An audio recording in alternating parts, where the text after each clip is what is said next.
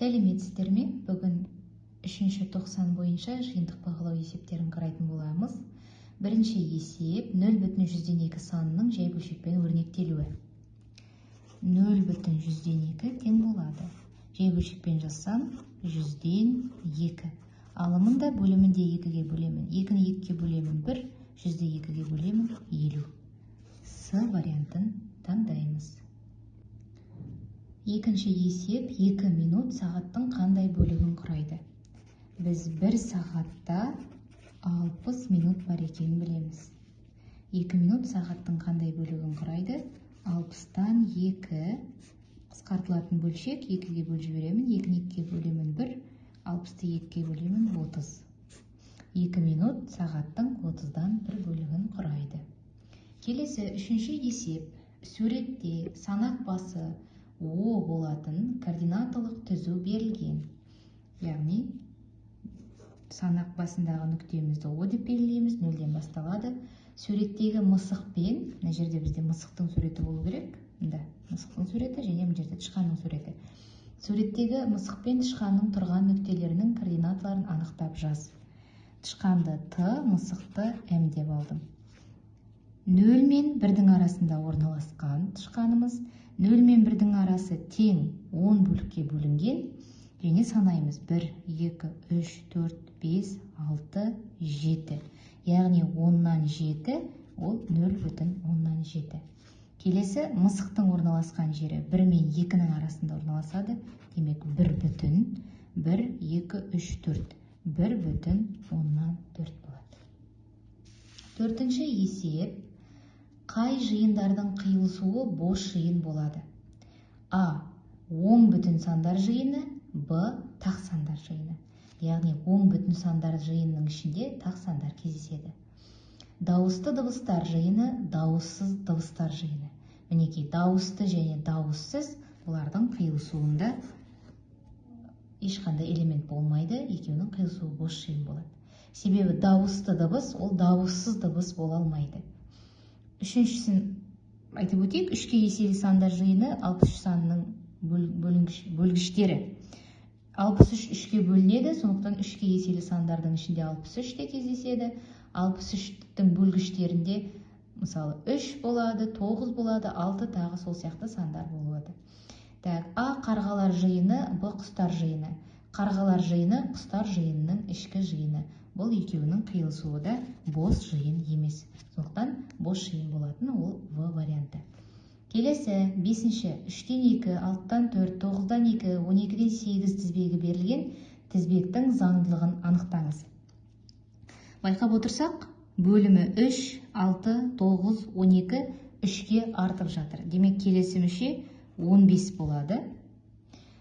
Алымы 2, 4, 6, 8, келесісі 10 болады. 15-тен 10. Енді тізбектің заңдылығы деген кезде қалай жазамыз? 3n, яғни 1 қойсақ 3, 2 қойсақ 6, 3 қойсақ 9, 4 қойсақ 12, 5 қойсақ 15 шығады. Алымында 2n. n-нің орнына 1 қойсам 2, 2 қойсам 4, 3 қойсам 6, 4 қойсам 8, 5 қойсам 10. Сонда тізбектің заңдылығы 3-тен n-нен 2-ен, ал тізбектің келесі мүшесі 15-тен 10 болады. 6-шы есеп. n 10-нан кіші натурал сандар жиыны, m 15-тен кіші жұп сандар жиыны.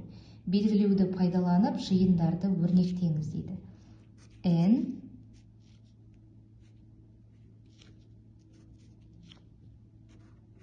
10-нан кіші натурал сандар. n кем 10-нан. Бұл жердегі n-іміз натурал сан. m 15-тен кіші жұп сандар. m кем 15-тен және жұп сан болу керек. Бұл да натурал сан. Осылай белгілей тұрайық, сосын былай жазамыз. n дегеніміз 10-нан кіші натурал сандар. Натурал сандар 1-ден бастайды. 2, 3, 4, 5, 6, 7, 8 және 9. 15-тен кіші жұп сандар. Жұп сандарды жазып шығамыз. 2, 4, 6, 8, 10, 12 және 14. Мінекей, әрбір жиынның элементтерін жазып шықтық. Енді жиындардың қиылысуын табуымыз керек. N қиылысады M-мен. Қиылысуы дегеніміз екеуіне де ортақ элементтер. Екеуінде де 2 бар, 2-ні жазамыз.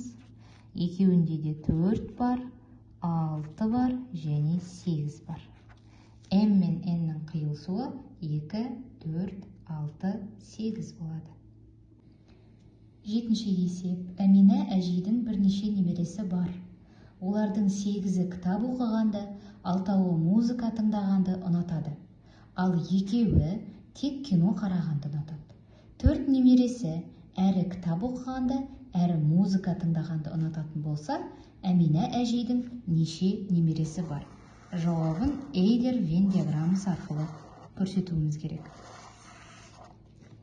Кітап, музыка және кино. 8-і кітап оқығанды ұнатады, 6-ы музыка тыңдағанды ұнатады. 2-і тек кино қарағанды ұнатады. 4 немересі әрі кітап, әрі музыка тыңдағанды ұнатады.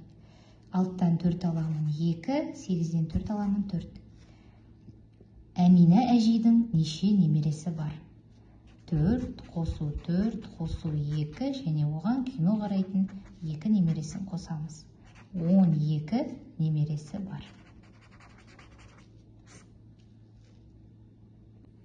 8-ші есеп. Тауық жұмыртқасының салмағы 60 грамм. Осы салмақтың 6-тан 1 бөлігі оның қабығы, ал 2-ден 1-і ақуыз болса, сарыуыз берілген салмақтың қандай бөлігін құрайды? Бірінші, қабығының массасын табатын болсақ, 60 граммды 6-тан 1-ге көбейтемін. Яғни 10 грамм қабығы. Келесі, 60-ты көбейтемін 2-ден 1-ге, 30 грамм ақуыз.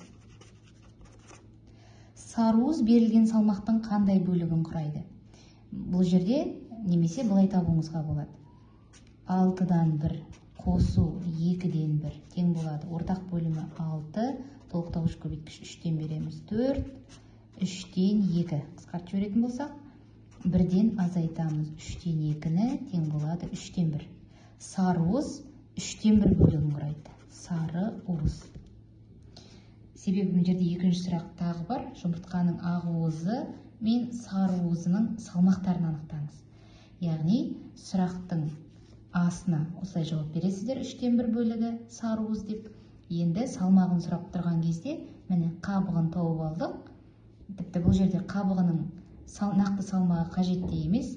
Ақуыз 30 грамм, сарыуызды табу үшін 60-ты 3-тен 1-ге көбейтесіз. 20 грамм сарыуыз. Ақуыз бізде 30 грамм ақуыз. 9-ші есеп. Әйгерім бір көйлек тігуге 6 сағат, Шолпан 8 сағат жұмсайды. Тігіншілердің әр қайсының жұмыс өнімділігін табыңыз.